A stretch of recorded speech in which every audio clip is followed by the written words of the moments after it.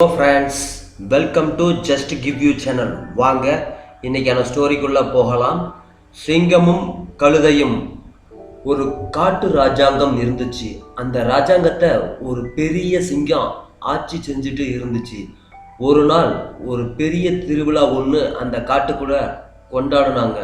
அதை வேடிக்கை பார்க்க எல்லா காண்டாமிருகங்களும் ராஜாவோட குகைக்கு பக்கத்தில் இருக்கிற பெரிய இடத்துக்கு வந்தாங்க.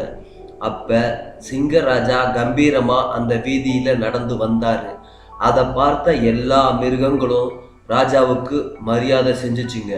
ஆனா கழுதை மட்டும் ராஜா போனது அப்புறம் புரணி பேச ஆரம்பிச்சிச்சு.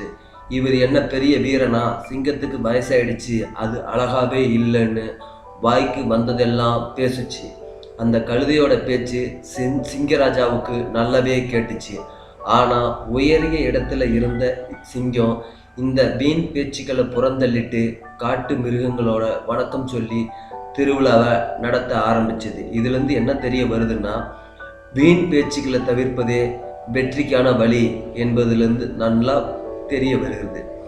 நம்மளை பற்றி தேவையில்லாமல் கிண்டல் செய்கிறவங்கள புறந்தள்ளிட்டு நம்மளுடைய வேலைகளை சிறப்பாக செஞ்சால் நமக்கு வெற்றி கிடைக்குங்கிறது உறுதியான ஒன்று.